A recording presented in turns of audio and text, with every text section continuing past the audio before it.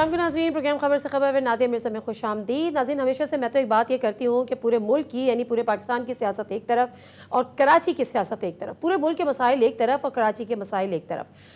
Although इसमें कोई शक नहीं है कि इससे जो पूरे मुल्क में जो सियासी सूरत हाल है, जो सियासी टेम्परेचर है, जो पोलिटिकल टेम्परेचर हम उसको कहते हैं, उसके असर उसके कराची पर भी हैं, उसके असरात कराची की सियासत पर भी हो रहे हैं। लेकिन उससे ज़्यादा इससे जो कराची के मामलात हैं कि कराची का अगला मेयर कौन होगा, इस पर पीपल्स पार्टी, जमात इस्लामी, पाकिस्तान तहरीक इंसाफ सब इसी पे लगे हुए हैं और बोलियां भी लग रही हैं, पार्टीज़ भी तब्दील हो रही हैं, वफादारियां भी तब्दील हो रही हैं, कोशिशें भी हो रही हैं, मुलाकातें भी हो रही हैं, राब्ते भी हो रहे हैं। लेकिन उससे हटकर जो कराची की या शहरी इलाकों की हम कहें कि MQM जो जमात है, उसने चूँकि इसमें इलेक्शन का बाइकआउट किया था, हिस्सा ही नहीं लिया था, उसका तमाम तर फोकस जो है वो होने वाले सेंसस पर है, जो अभी सेंसस हुए हैं।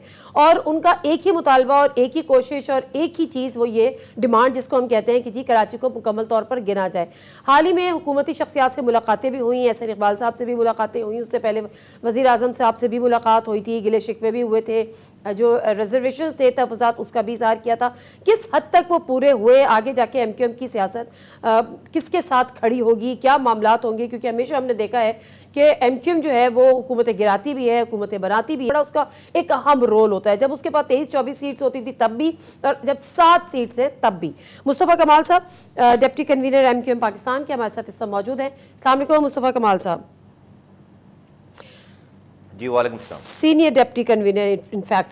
अच्छा मुस्तफ़ा कमाल साहब, मैं अगर ये बात करती हूँ कि पहले तो मुझे बताएं कि ये सेंसस का इशू, मैं तमाम इशूज़ को भी बाद में बात करूँगी जो इस पर चल रहे हैं या जो लेकिन जिसके लिए अभी आप लोग कंसर्न है बहुत ज़्यादा और बड़ा आप लोग इस पर काम कर रहे हैं, वो है सेंसस का मामला।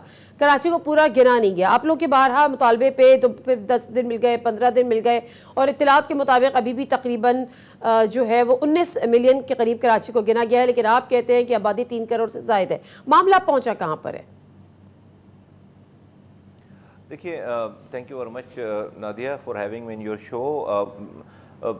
हमें देखें सेंसस के हवाले से मैं बिल्कुल शॉर्ट करके आपको बताता हूँ। 7 अप्रैल को इन्होंने ये ऐलान कर दिया, अखबारों में हेडलाइन लग गई कि 98% जो है वो तमाम आबादी गिन ली गई है और कराची की आबादी 1 करोड़ 36 लाख है। ठीक है, और हम उससे पहले से इसके ऊपर काम कर रहे थे। हम 9 फरवरी से MQM जो है वो डेट वाइज और इवेंट वाइज आपको बता सकती है कि उसने सेंसस के ऊपर कहाँ कहाँ क्या क्या किया है। हमारी तकरीबन 55 के करीब मीटिंग्स हो चुकी हैं, जिसमें 5 दफ़ा वज़ीर आज़म से मिले हैं, 10 से ज़्यादा दफ़ा हम जो है वो एहसन इकबाल साहब से मिले हैं, सेंसस कमीशन के डिपार्टमेंट से और सब लोगों से, और सबको पता है।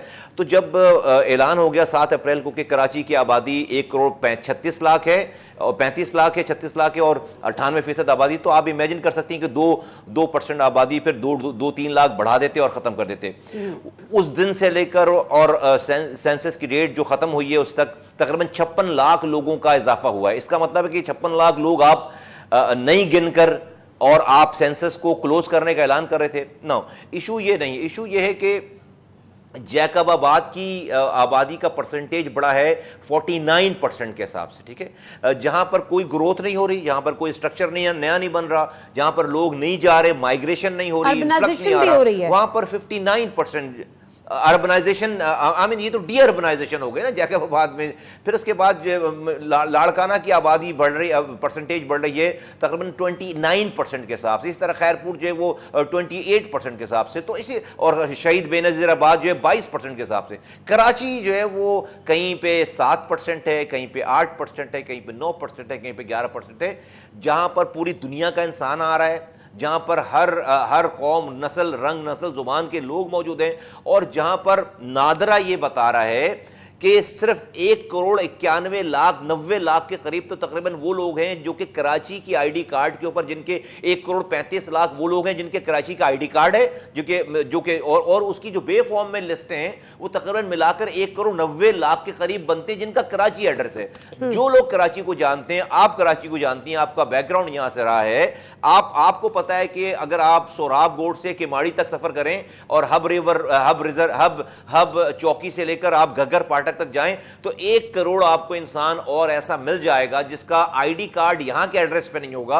और वो कराची में 20 सालों से, 30 सालों से, 40 सालों से और 10 सालों से यहां पर रह रहा है। तो हम ये कह रहे हैं कि भाई हमारा ये मुतालबा है कि ना आप हमें ज्यादा गिने, और ना आप हमें कम गिने, हमें आप सही गिन ले। अगर आप हमें गिन नहीं सही सकते तो मुझे आप पानी का कोटा क्या देंगे, मुझे आप जॉब का कोटा क्या देंगे, मुझे आप एनएफसी में जो है वो आप मेरा शेयर क्या देंगे। गर्ज ये कि कोई भी चीज ठीक नहीं चलेगी। अच्छा एक बात माजरत, एक बात, क्योंकि इस पे मैंने आपसे बड़ी हमेशा बात की है और ये पूरी डिटेल, लेकिन जाहिर सी बात है हमें उसका एक बैकग्राउंड स्टैब्लिश करना होता है। हमने एक दफा ये डिटेल सुनी। अब मैंने जब आपसे लास्ट इसी इशू पे बात की थी, same reservations you had at that time as well, अभी भी वही चीजें ऑलमोस्ट, थोड़ा सा ठीक है उसमें कम बेश प्लस माइनस हो गया, बट आपने उससे भी कहा था कि मेलाफाइड इंटेंशंस है और जिसमें पीपल्स पार्टी भी इन्वॉल्व है। अब अगर इसमें वो वजह क्या है? अगर वो कराची को पूरा गिनना नहीं चाह रहे, वो पाकिस्तान जो पानी का कोटा है वो कम हो जाएगा, आपका एनएफसी अवार्ड का जो हिस्सा है उसमें आपकी कमी आ जाएगी, वजूहात क्या है? मतलब कराची दुश्मनी है, कराची उनको वोट नहीं देता, उसकी सजा है, what are the reasons behind you in your opinion?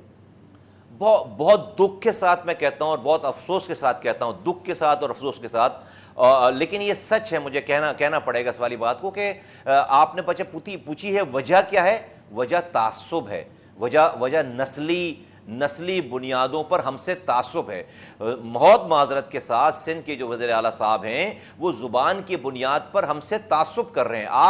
मैं उनकी आपको लेटेस्ट बिल्कुल हालिया आपको स्पीच का मैं हवाला देना चाहता हूं कि K4 के नाम से एक प्रोजेक्ट है जो कि मेरे दौर में शुरू हुआ। 15 साल से इनकी हुक्मरानी, 2008 में मैंने उसे कंसीव किया था, 15 साल की इनकी हुक्मरानी है अभी वो उन्होंने अब से 10 दिन पहले वज़ीर आज़म शहबाज शरीफ साहब को बुलाकर वज़ीर आला हाउस में उन्होंने K4 की लाइन का इफ्तिताह किया, जिसमें बिलावल भुट्टो जरदारी साहब भी मेहमान खुसूसी के तौर पर वहां पर मौजूद थे। अब उनकी आप स्पीच सुने, पानी की लाइन का इफ्तिताह हो रहा है, वजीर आजम आए हुए हैं और वजीर आला सिंध का, जिसके सूबे में पानी की लाइन है, जिसके सबसे बड़े इकोनॉमिक रेवेन्यू इंजन को वो पानी आना है 260 मिलियन गैलन, वो फरमा रहे हैं कि ये लाइन तो बन जाएगी वजीर आजम साहब, लेकिन इसमें पानी नहीं आ पाएगा। क्यों? क्योंकि अगर आपको इसमें पानी देना है तो पहले वफाक कराची का कोटा सिंध को दे, तो जब जाकर सिंध जो है वो उस कोटे से इस लाइन में पानी डालेगा। Can you imagine? अब मैं आपको बता दूं, रिकॉर्ड पे बताना चाहता हूं, तो जो वफाक से doesn't it sound logical? Quota देगा तो नहीं, डजंट साउंड, नहीं, इट डजंट नॉट, नहीं, क्यों कैसी बात करें? तो फिर इसका मतलब है भाई फिर वफाक मुझे सारे कोटे दे, फिर मैं यहां से फिर 90% वफाक को कमा कर दूं, फिर मैं वफाक मुझे सारे वसाइल दे, फिर मैं यहां से जो आपको 67% रेवेन्यू कमा के दूं, फिर मैं वफाक मुझे सब चीजें दे, फिर उसके बाद क्या बात? मैं आपको बताता हूं क्यों लॉजिकल नहीं है। वफाक से जो सिंध को पानी का कोटा मिलता है वो आम जुबान में समझाऊं मैं आपको, सारे आपके सुनने वालों को, वो मिलता है रोजाना 36,370 मिलियन गैलन पानी। कितने? 36,370 मिलियन गैलन पानी पाकिस्तान के कोटे से सिंध को मिलता है। सिंध के कोटे से कराची को जो पानी आज मिल रहा है वो मिल रहा है 540 million gallon, 540 million gallon, 260 million gallon आप और इसमें ऐड कर दें तो आज मिल रहा है आपको पूरे सिंध के पानी का 1.5%। कल जब आप 260 मिलियन गैलन और ऐड करेंगे तो यह बन जाएगा 2.2%। कराची की आबादी सिंध की पूरी आबादी का 50% आबादी है, 90% हम रेवेन्यू कमा के आपको देते हैं। पानी मुझे आप दे रहे हैं 1.5%, उस पर आपको तकलीफ है। फिर आप 2.2% पानी हो जाएगा, उस पर आप कह रहे हैं अगर देंगे, उस पर आप कह रहे हैं कि वफाक ही आपको पहले पानी दे। ये मैं समझता हूं कि उन्होंने, ठीक है, अगर उन्होंने उनकी, देखिए ये नाराजगी तो हो सकती है, ये उनका माइंडसेट है, ये उनका मुस्तफा कमाल साहब, ये नाराजगी तो हो सकती है कि जी शायद उनको कराची वोट नहीं देता या इस तरह से बहुत सारी चीजें जो हम माजी में भी देखते आए थे, लेकिन आपका ये बात कहना कि एथनिक बेसिस पर या तासुब की बुनियाद पर, ये थोड़ा सा इसलिए मेरे इस पे कंसर्न है कि उनकी अपनी जमात में, अगर आप उर्दू बोलने वालों की बात कर रहे हैं, उनकी अपनी जमात में उर्दू बोलने वाले मौजूद हैं। अभी जिसको वो मेयर बनाना चाह रहे हैं मुर्तज़ा वहाब साहब, he himself Urdu speaking person, तो ये वाली बात मेरा ख्याल है ये एनक एमक्यूएम को उतार देनी चाहिए। अब नहीं, मैं जवाब देता हूं आपको, मैं जवाब देता हूं, बिल्कुल मैं उतार दूंगा। मेरा आप कोटा सिस्टम खत्म कर दें, यहां से मेरा कोटा सिस्टम खत्म कर दें, और इनके 50 साल पहले कोटा सिस्टम लगाया था आपने। कोटा सिस्टम किस बुनियादों पे आप लगाया था? आपने जुबान की बुनियाद पर लगाया ना। देही और शहरी का तो सिर्फ नाम है, आप अपनी फेस सेविंग करने के लिए देही और शहरी करते हैं ना। बेसिकली तो ये जो है वो सिंधी और मौजरों के दरमियान है कोटा सिस्टम। अच्छा, अब ये नस्ल क्या कर रही है? ये नस्ल उस 40% कोटे पे भी हमें कोटा नहीं दे रही। आज जो शहरी कोटा है 40%, उस पर भी जाली डोमिसाइल बनाकर इस शहर के कोटे को भी देही कोटे से फुलफिल किया जा रहा है। 15 सालों से इनकी हुक्मरानी है। मैं माजरत के साथ मुस्तफा कमाल साहब, ये कोटा सिस्टम वाली बात आपकी बेशक वैलिड है, लेकिन मैं ये साल से एमक्यूएम की जबान से सुन रही हूँ। जब एमक्यूएम वजारतों में होती है तब भी सुनते हैं, जब एमक्यूएम हुकूमतों में होती है तब भी सुनते हैं, जब एमक्यूएम पूरा उनसे शेयर ले रही होती है तब भी सुनते हैं। और उसके अलावा 2008 तक जब बिला शिरकत गैर कराची में और सिंध में एमक्यूएम की हुक्मरानी थी, उससे भी हम सुनते थे। तो कर तो आप भी कुछ नहीं सके। मेरा जवाब सुन लीजिए प्लीज, मुझे पूरी बात कंप्लीट करने दीजिएगा। नादिया, आपने जितने भी इल्जामात लगाए, मैं सारे इल्जामात को एक्सेप्ट करता हूं, ठीक है। मेरा कसूर है कि मैं नाअहल रहा हूं अभी तक, फर्ज करें, समझ लें कि, लेकिन जो कुछ भी किया है वो मैंने ही किया है। हमने, मैं से मुराद एमक्यूएम नहीं किया है। अगर मेरी नाअहली रही है और मेरी मजबूरियां रही हैं और हमारे जो पहले, मैं उसके ऊपर जाना नहीं चाहता भाई, जब भी तो हमने इतनी बड़ी बड़ी बगावतें कर दी हैं, जब भी तो हमने 2013 में पार्टी छोड़ दी थी, हम खड़े हो गए। आज देखेंगे पूरी पार्टी का शेप चेंज है। तो ये बहुत बड़ा, लेकिन इससे ये फैक्ट, अगर मैं अपने हक नहीं ले पा रहा हूं तो इससे इस बात की क्वालिफिकेशन नहीं बन जाती कि आप मेरे हक को मारें। मुझे आपसे जिद्दोजहद करनी, ये क्या मकबूजा कश्मीर है कि मुझे अपने हक के लिए जिद्दोजहद करनी पड़ेगी? ये क्या इजराइल है कि फलस्तीनियों को अपने हक के लिए जिद्दोजहद करनी पड़ेगी? मैं एक आजाद मुल्क के आजाद शहर में रह रहा हूं, जहां पर मेरे शहर की कमाई से पूरा पाकिस्तान चलता है। मुझे ये जिद्दोजहद करने की जरूरत ही क्यों पड़े? मुझे ये डिमांड करने की जरूरत ही क्यों पड़े? अगली मेरी बात कंप्लीट हो लीजिएगा। 15 सालों से एक कतरा पीने का पानी नहीं मिला। जो पानी हमारी लाइनों में आता था पहले, 15 साल पहले, उस पर भी हाइड्रेंट बनाकर मेरे ही शहर का पानी, मेरे ही शहर वालों को अरबों रुपए का पानी बेचते हैं। कोई नया स्कूल नहीं है, कोई नई दरसगाह नहीं है, कोई नया अस्पताल नहीं है। इनका वजीर खड़े होकर कहते हैं, इनके एक्स वजीर एजुकेशन, कि मैं अपनी लाश, मेरी लाश पर हैदराबाद की यूनिवर्सिटी बनेगी। फिर आप मुझसे कहती हैं कि मैं अपने ऐनक उतारूं तासुब के। मैं तासुब कर रहा हूं, मैं ऐनक उतारूं? भाई आप आप अभी ये मर्दमशुमारी कौन हमें सही नहीं गिनने दे रहा? इनके इन्यूमरेटर्स जाकर जो कि डीसीज और एसीज के नीचे लोग काम कर रहे हैं, वो जाकर पूरी आबादी को छोड़कर आ रहे हैं, जहां निशान नहीं लगा रहे, जहां पर लोग यहां पर 860 ऐसे ब्लॉक्स हैं जहां पर फी बंदे, घर में एक बंदे की तादाद इन्होंने एक रखी है। पूरे पाकिस्तान में एक फर्द के ऊपर घराने की परसेंटेज है 1%, 1.5%। मेरे कराची में 9% है इनके लोगों की वजह से। 32,000 हाई राइजेस को या तो गिना ही नहीं है। पे रोकना चाहती हूँ क्योंकि जो बड़ा अहम सवाल है, आप मजम्मत कर रहे होंगे, यकीनन शायद कर रहे हो, मैं ब्रेक पे बात जानूंगी कि क्या मुस्तफा कमाल साहब या एमक्यूएम इस हक में है कि पीटीआई के ऊपर पाबंदी लग जाए? क्या एमक्यूएम इस हक में है कि जो पीटीआई के चेयरमैन है उनका मिलिट्री कोर्ट्स में अब उनका ट्रायल हो, या उन पे इस आर्मी एक्ट के तहत उनका ट्रायल हो? और उसके साथ साथ जो अपकमिंग इलेक्शंस हैं उसकी क्या सूरत हाल होगी? मेयर की मुख्तसर सा ब्रेक लेती हूँ, वापस।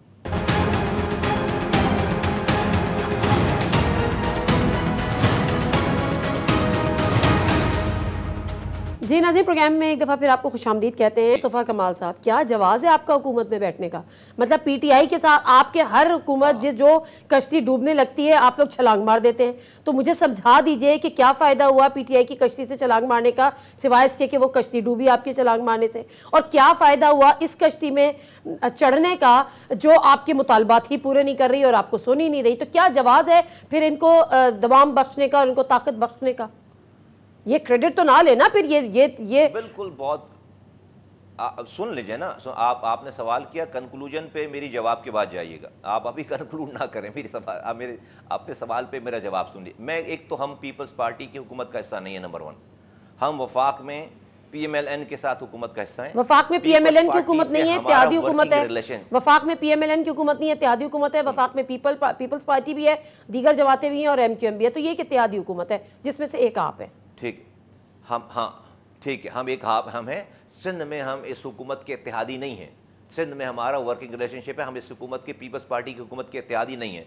आज क्या आप अपोजिशन बेंचेस पे बैठते हैं सिंध गवर्नमेंट, सिंध असेंबली में?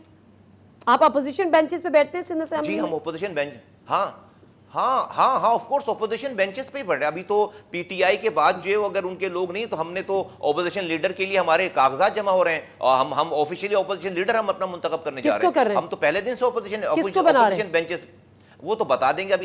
अभी आपको मैं ब्रेकिंग न्यूज नहीं दे रहा ना, अभी मैं आपके सवाल का जवाब देना चाहता हूं।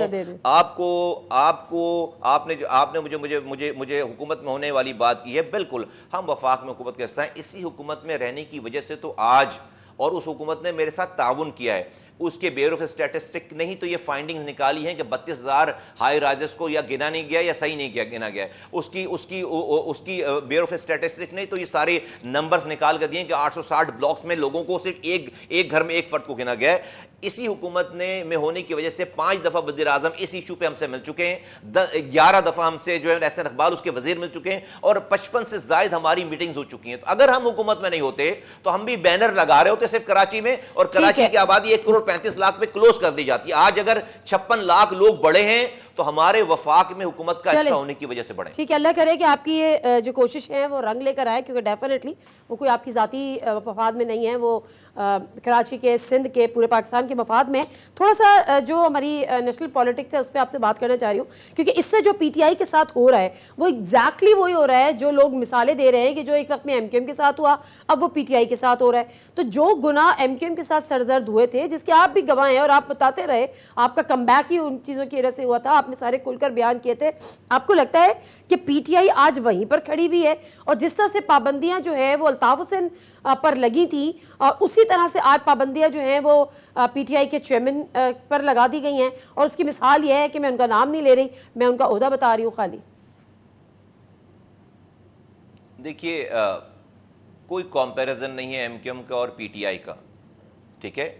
एक भी MQM के, जब मैं आया था 3 मार्च 2016 को, तो 850 कारकुनान लापता थे, 850 लापता थे, जिनकी माओं को 5-5 साल 4-4 सालों से ये पता ही नहीं था कि उनके बच्चे हैं कहाँ। आज भी हमारे पास 125 लोगों की लिस्ट है जो हम जमा कराते रहते हैं हर जगह, जिनके बच्चों को पता नहीं है। PTI का एक भी वर्कर लापता नहीं है, एक भी वर्कर। फिर उसके बाद इस तरह से कोई टॉर्चर नहीं हो रहा, किसी को कोई टॉर्चर नहीं हो रहा, सब जा रहे हैं अशाज बशाज वापस आ रहे हैं, सिर्फ एक दिन अडियाला जेल रहकर आ रहे हैं। और भाई हमें तो, हम पता नहीं सदियां गुजार लेते ऐसे, तो इस ऐसे ऑपरेशन पे, और फिर लोगों को कोई मसले मसाइल नहीं। ये तो इतने, ये बेचारे लोग इतने कमजोर हैं कि वो एक दिन की अडियाला जेल की मार पे वो आकर, माजरत के साथ जो MQM के क्रेडिट में जो हरकतें हैं, जो गुनाह, जो चीज़ें हैं, वो PTI के कारकुनों में है भी नहीं। मुझे बताएं ना, PTI की हुकूमत में किस शहर में जो है वो टारगेट किलिंग होती थी, किस शहर में बत्ताखोरी होती थी, किस शहर में कब्जे होते थे, किस शहर में खाले छीनी जाती थी और पर्चियाँ दी जाती थी, और खाले ना देने पर उनको कत्ल कर दिया जाता था। तो वो गुनाह, तो ये कंपैरिजन अगर देखा जाए तो वाकई नहीं बनता। देखिए, बिल्कुल नहीं बनता MQM का कंपैरिजन। MQM आज तक कभी कोर कमांडर के घर में नहीं घुसी है। MQM ने आज तक किसी जो है वो जहाज को आग नहीं लगाया है। MQM ने आज तक किसी जो है वो आर्मी चीफ को जो है वो जानवर नहीं कहा है, उसको जो है वो उसको गद्दार नहीं कहा है। और उसके लिए मैं बोलना नहीं चाहती, लेकिन आपके पुराने जो कायदे तहरीक जो थे, आपके जो पुराने लीडर थे, जो आपके पुराने कायद थे, उन्होंने कहा है और बहुत कुछ कहा है, बड़ी गंदी गंदी गालियां दी हैं, जिसकी वजह से उन पे पाबंदी लगी। तो हमने उस कायदे तहरीक के साथ क्या किया है आपको नहीं पता? फिर हमने उनके साथ क्या किया है? फिर हमने क्या किया है? किसी और ने नहीं, इसी MQM के कारकुनों और लोगों ने और मौजूद अवाम ने उनके साथ किया। आज क्या औकात रह गई है उनकी? भाई हमने बबांगे धौल उनसे बगावत की है, छोड़ा है।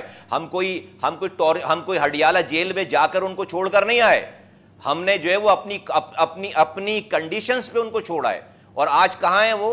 तो ये किरदार पैदा करते ना, करें ना ये वाला किरदार। देखिए, मैं बहुत ज्यादा, मुझे अफसोस है और मुझे दुख है PTI में। I feel sorry for PTI's worker and PTI के आम लोगों और उनके वोटर्स के साथ। लेकिन जो एरोगेंस इनके जिम्मेदारों में, इनके लीडर में जो थी सारी चीजों, और जिस तरह से, और फिर MQM जिस तरह से 2018 में PTI लाई गई है, क्या MQM को भी कोई इलेक्शन जितवाया गया इस तरीके से? MQM पे तो ऑपरेशन रहा है, साल से ऑपरेशन रहा है, 92 से ऑपरेशन। क्या आप कह रही हैं कंपैरिजन? कोई पक्का किला ऑपरेशन का कोई सानिया है PTI के साथ, जहां पर औरतों को और बच्चों को जो है वो 32 से ज्यादा गोलियां मारकर उनको शहीद कर दिया गया? कोई कोई कस्बा अलीगढ़ का कोई सानिया है, कोई 30 सितंबर का जहां पे 350 लोग 10 मिनट में मार दिए गए, हैदराबाद 350 लोग, और जहां पे कातिल पकड़ा भी गया और उसको 7 साल बाद उसको छोड़ देते हैं। ये सानियात भी नहीं है किसी और के साथ, उस सानियात की रिएक्शन में ये सब कुछ हुआ है जो आप जिसकी आप मिसाल दे रही हैं। लेकिन जो ट्रीटमेंट मैं नहीं चाहता कि हमारी वाली ट्रीटमेंट हो। जो सवालात मैंने अभी उठाए हैं उनके जरा जवाब देंगे कि आप इस हक में हैं कि उन पे पाबंदी लगा दी जाए, मिलिट्री कोर्ट्स के तहत जो है उनकी अब ट्रायल्स हों? देखिए, मैं कौन होता हूं इस वाली बात पर राय कायम करने वाला। पाकिस्तान में कानून मौजूद है, पाकिस्तान में एक आइन मौजूद है, और अगर उन्होंने आइन की खिलाफ वर्जी, कानून की खिलाफ वर्जी की है तो उनको उस कानून के मुताबिक सजाएं दी जानी चाहिए। बिल्कुल उनको उस पर कोई रियायत भी नहीं होनी चाहिए, उनके साथ ज्यादती भी नहीं होनी चाहिए। मैं और मेरी पार्टी इस बात के हामिल हैं। इमरान खान साहब ने जो भी अपना नैरेटिव बयानिया बनाया है, उन्होंने फौज के इदारे को बिल्कुल आपस में लड़ाने की, उसके ऊपर हमला भी किया है, उसको लड़ाने की भी कोशिश की है। उनके सिटिंग जर्नलों को, चीफ को उन्होंने नाम लेकर जो है वो लोगों को बदगुमान करने की कोशिश की है, और उनके सब लोगों की ऑडियो वीडियो मौजूद हैं। जब इस 9 मई से पहले वो बिल्कुल खुला डुल्ला इनकलाब बर्पा कर लिया, पाबंदी लग जानी चाहिए पीटीआई की जमात में, आपकी राय ये?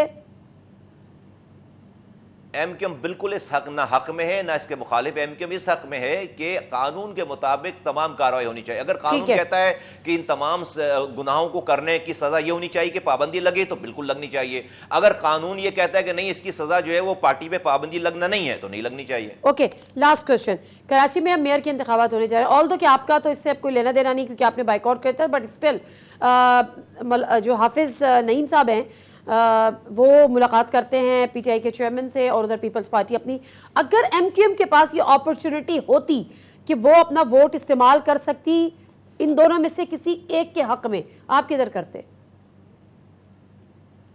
स्पेकुलेशन पे एमक्यूएम मैं स्पेकुलेशन नहीं है, हम तो इस इलेक्शन को नहीं है मुस्तफा कमाल साहब, स्पेकुलेशन नहीं है, ना स्पेकुलेशन नहीं है। माजरत के साथ मैं तो एक सिंपल सा सवाल कर रही हूँ कि अगर आपके पास ये अथॉरिटी होती कि आपका वोट किसी एक को मेयर बनाता, तो वो वोट आप पीटीआई और इनके जमात इस्लामी यानी हाफिज नईम के हक में डालते या पीपल्स पार्टी के?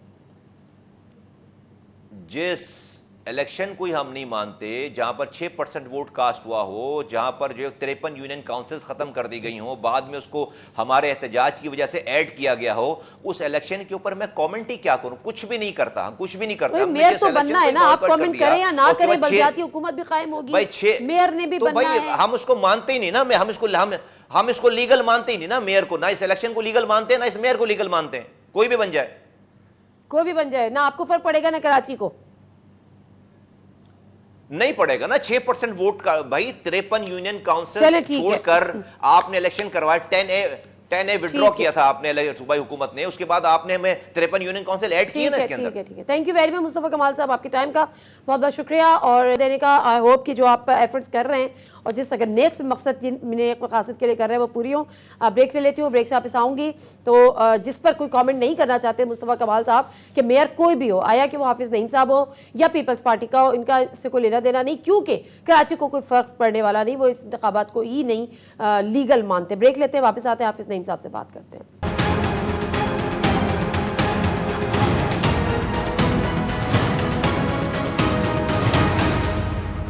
जी नाज़रीन, प्रोग्राम में एक दफ़ा फिर आपको खुशामदीद कहते हैं। और इलेक्शंस हो और जोड़ तोड़ ना हो, इलेक्शन हो और बाजार ना लगे, बंदे खरीदे ना जाएं, बंदे नाराज़ ना हो, बंदे पार्टियां ना बदलें, तो ऐसा तो हो नहीं सकता। फिर वो इलेक्शन का माहौल ही क्या अगर ऐसा ना हो। और ऑल्दो कि ये बल्दियाती इंतखाबात जो हुए कराची की, मैं पर्टिकुलरली स्पेसिफिकली बात कर रही हूँ, उसमें भी सब सूरत हाल यही है क्योंकि 15 जून को अब मेयर का इलेक्शन होने वाला है और उसके लिए दो जो मजबूत तरीन उम्मीदवार है, एक का ताल्लुक पीपल्स पार्टी और एक का ताल्लुक जमात इस्लामी से।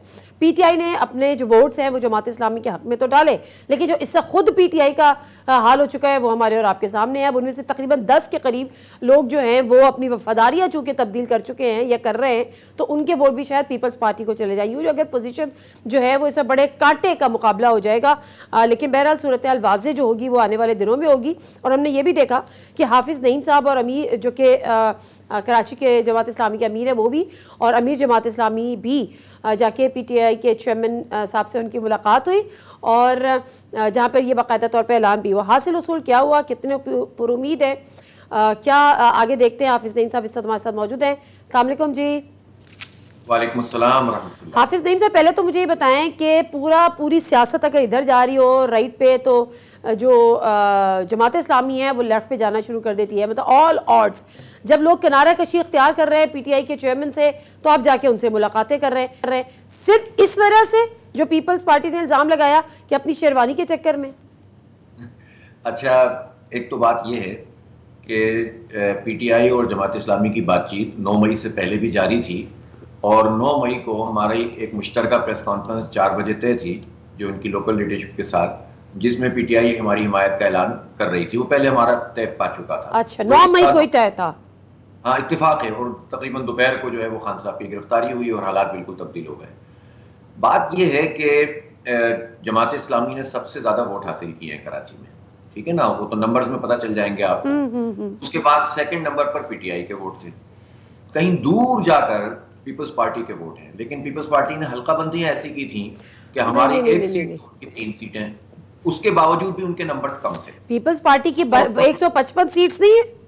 नहीं, वो तो अब मैं बता रहा हूँ ना आपको, जो डायरेक्ट इलेक्शन में 155 तो रिजर्व वगैरह के साथ, रिजर्व्स के साथ मिला के। हाँ, तो कहने का मकसद ये है कि उन्होंने पहले आरओस के जरिए से नतीजा बदलवाया, फिर रिकाउंटिंग में नतीजा उन्होंने तब्दील करवाया। चूंकि अमला उनका है, इलेक्शन कमीशन उनका है, उनके ही समझ ले सवाबदीद पे सारा निजाम चल रहा है, और वो मंजूर नजर भी हैं आजकल। तो इसलिए किसके उनके कहने पर अवाम के? हाँ, अवाम, पीपल्स पार्टी उसको कौम का नाम देती है। अच्छा। तो बहरहाल उसके नतीजे में उनको जो है ये फैसिलिटी हासिल हो गई है कि उन्होंने अपने डायरेक्ट इलेक्शन के नंबर बढ़ा लिए। चीजें कोर्ट में हैं, ट्रिब्यूनल में हैं, सब कुछ है। वो पीपल्स पार्टी जिसने 6 साल बल्दियाती इलेक्शन नहीं कराया था 2009 से 2015, और 2.5 साल इलेक्शन नहीं होने दिया 2020 से, और 2023 में जाकर हुआ, वो पीपल्स पार्टी अब मेयर का इलेक्शन जल्द से जल्द करना चाहती है। और उसका सबब यह है कि वो 9 मई के हालात का फायदा उठाकर शबखून मार रहे हैं।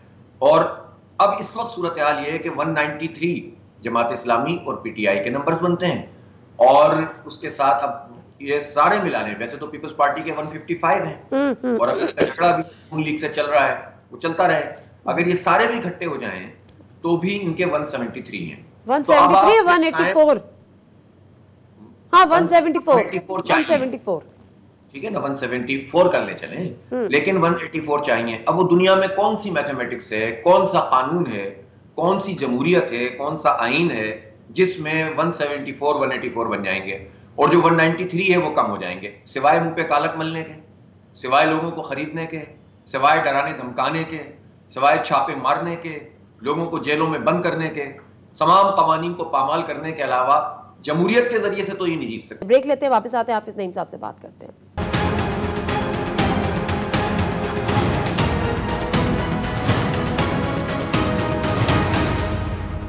हाफिज नईम साहब, आप ये बातें अपनी जगह हैं, ये जो बैगेज है कि लोगों को खरीदा जाता है, लोगों को ब्लैकमेल किया जाता है, उनको प्रेशराइज किया जाता है, ये बैगेज अपनी जगह, पीपल्स पार्टी हो या पीएमएलएन हो उनके पास। लेकिन उसके अलावा पीटीआई का इस वैसे भी तो इश्यूज चल रहे हैं ना, मतलब उनकी तो बड़ी बड़ी क़यादत, उनकी सेकंड टीयरशिप जो है वो छोड़ के जा रही है।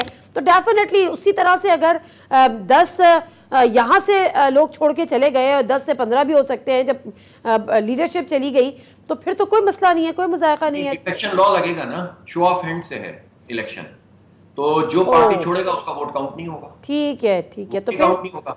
तो इसलिए जो है इनके पास कोई जमहूरी तरीका नहीं है सिवाय इसके कि अपनी 70 का रवैया है। इनका देखें रवैया पीपल्स पार्टी की सरिश्त है, मतलब वाहिद तरीका ये, sorry let me try to understand this thing, this point. वाहिद तरीका आप कह रहे हैं ये है कि वो घर बैठ जाए, वोट ही ना दे, क्योंकि अगर वो वोट देगा तो वोट काउंट नहीं होगा। नहीं, इस पर भी अगर पार्टी ये फैसला करती है कि कोई घर नहीं बैठेगा वोट डालने आएगा, तो फिर डिफेक्शन लॉ उस पर भी लगेगा, ठीक है ना। और इस तरह जो पूरा रिजल्ट है वो रिजल्ट भी जो है वो ऑथेंटिक रिजल्ट नहीं होगा। इसलिए कोई ऐसा तरीका मौजूद नहीं है जिसमें जमात इस्लामी का मेयर आने से ये रोक सकते हैं, सिवाय इसके कि ये वही हथकंडे इस्तेमाल किए जो सन 70 से करते हुए आ रहे हैं। आपको पता है ना, 180 सीटें अवामी लीग की थी और इनकी सीटें तो 80 85 थी, 82, और इन्होंने कहा कि हम नहीं तस्लीम करते। मुल्क टूट गया, मैंडेट तस्लीम नहीं किया। फातिमा जिन्ना का मैंडेट तस्लीम नहीं किया था, वजीर खारजा थे ये। इन्होंने 77 में मैंडेट तस्लीम नहीं किया, मुल्क में मार्शल लॉ आ गया। इन्होंने सेनेट में लोगों की खरीदो फरोख्त की। अब इनके पास मौका है कि अपनी सरिश्त तब्दील करें और कराची के लोगों का मैंडेट तस्लीम करें, लेकिन ये नहीं कर रहे। अब आप मुझे बताएं कि हम तारीख के सही रुख पे खड़े हुए हैं या हम पीपल्स पार्टी के रुख पर खड़े हों? मुल्क को तोड़ दिया, मैंडेट तस्लीम किया, उस रुख पे खड़े हो हम जाकर उन लोगों के साथ खड़े हों जो लोटे और लुटेरों का किरदार अदा करते हैं, जो जब बेनजीर भुट्टो शहीद हुई तो पूरे सिंध को आग लगा दी इन्होंने। आज ये कहते हैं कि इमलाक जली हैं, इन्होंने पूरा सिंध जला दिया था, बैंक लूट लिए, लेकिन मिलिट्री इंस्टॉलेशंस तो नहीं जली थी ना। जो जिसने मिलिट्री इंस्टॉलेशन जलाई है उसको पकड़े आप, लेकिन उसको बुनियाद बनाकर, एक तो ये कि ये बड़ा फैशन चल गया है, हर पार्टी जो एस्टेब्लिशमेंट की मंजूरी नजर बनना चाहती है, चापलूसी करती है कि साहब ये हो गया, ये हो गया। अरे भाई, जिसने किया है उसको पकड़ो, उसको करार वाकई सजा दो। अच्छा, अब मुझे बताएं, उनको भी पकड़ो, जिन्होंने स्पेस दी उनको भी पकड़ो, जिन्होंने आने दिया उनको भी पकड़ो, लेकिन कौम के सामने लेकर आओ, तो पूरी बात करो ना। लेकिन उसको बुनियाद बनाकर आप जमहूरियत पर तो शफून नहीं मार सकते कि एस्टेब्लिशमेंट इससे खुश हो जाएगी। बेवकूफ है वो लोग जो ये समझते हैं आज एक के ऊपर बुरे हालात हैं, कल दूसरे के ऊपर भी आ सकते हैं। अच्छा, तो क्या आप सिर्फ इसी नजरिए के तहत जो है वो पीटीआई के चेयरमैन से मिले थे कि आज एक के बुरे वक्त है, कल उन पे भी आ सकता है? क्योंकि आपका तो डेफिनेटली एक पॉलिटिकल इंटरेस्ट था, क्योंकि आपने मेयर बनना था। लेकिन ऐसे मौके पे जब तमाम के तमाम पॉलिटिकल पार्टीज अपने आप को डिस्टेंस कर रही हैं पीटीआई से, खुद उनके अपने लोग डिस्टेंस कर रहे हैं उनके अपने चेयरमैन से, ऐसे में जमात इस्लामी का ताल्लुक बढ़ाना, आपको नहीं लगता कि आपको इसकी कीमत अदा करनी पड़ सकती है? देखिए, सीधी बात यह है कि आइन, कानून, ज़ाब्ते के मुताबिक काम होना चाहिए। खौफ की बुनियाद पर और खास किस्म की कैफियत के अंदर आप अगर अपने फैसले करेंगे तो आप वक्ती तौर पर तो कोई फायदा हासिल कर सकते हैं, लेकिन अल्टीमेटली आप दुनिया में भी लूजर होंगे, आखिरत में भी लूजर होंगे। सीधी बात है। हमें अपनी आइन, कानून और उसूल और ज़ाब्ते की बुनियाद पर चलना चाहिए, बजाय इसके कि कोई अपॉर्चुनिस्ट बने। जो अपॉर्चुनिस्ट बन रहे हैं, चाहे वो पीटीआई के नहीं, मेरा सवाल ये था कि इसकी कीमत अदा करनी पड़ सकती है, आप उसके लिए तैयार हैं? कोई कीमत अदा नहीं करनी, सीधी बात है। एक पार्टी है, क्या पीटीआई को इस वक्त पाकिस्तान की सुप्रीम कोर्ट ने जो है वो कलअदम करार दिया है? अगर नहीं करार दिया और पीटीआई एक पार्टी है, तो पीटीआई के साथ बातचीत करने में कोई मसला है? क्या किसी से बातचीत करना किसी के जुर्म में आता है? कानूनी इसके ऊपर कोई चीज लागू होती है? तो ये तो नहीं है ना। एक पार्टी ने आपकी हिमायत की है, एक पॉलिटिकल नॉर्म है कि हमारा यह अखलाकी फर्ज बनता है कि हम उस पार्टी के लीडर के पास जाएं, उसका शुक्रिया अदा करें। अब लोग इसको कोई भी मानी फैलाएं, हम समझते हैं कि हमने इससे ज्यादा और कोई बात नहीं है, और हम एक अच्छे रिलेशनशिप के जरिए से पीपल्स पार्टी। ठीक है, वन लाइनर चाहिए मुझे आपसे। अगर आप ये समझते हैं कि आज पीपल्स पार्टी उनकी लाडली है, जिनकी लाडली बन के वो हुकूमत बना भी सकती है और सारा कुछ उनके हाथ में है, तो फिर कैसे आप बन सकते हैं? क्या वो उनकी लाडली ही जो है वो किसी सूरत पीछे हटेंगे, हार मानेंगे आपके चक्कर में? इसमें वो लाडली है कि नहीं है, लेकिन पीपल्स पार्टी अपने आप को लाडला साबित करने और लाडली साबित करने की बहुत कोशिश कर रही है। मेरा ख्याल है कि उन्हें आटे दाल का भाव अनकरीब पता चलने वाला है। और हो सकता है इसका आगाज इसी मेयरशिप से हो जाए। चलें, थैंक यू वेरी मच हाफिज नईम साहब, और wish you all the best. अगर आप समझते हैं कि आपके पास तादाद है और मैक्सिमम वोट आपके पास है, मेजॉरिटी आपके साथ है, तो फिर डेफिनेटली आपकी हुकूमत बननी चाहिए। लेकिन अगर वोट वो ज़्यादा ले जाते हैं पीपल्स पार्टी, मैं तो सिर्फ ये बात, हम लोग तमाम ही जो भी बात होती है कि जी जो मुल्क के लिए अच्छा हो, जो मुल्क के मफाद में हो, जो सिंध के मफाद में हो, जो कराची के मफाद में हो। प्रोग्राम से दीजिए नादिर मिर्ज़ा को इजाज़त। अल्लाह हाफ़िज़।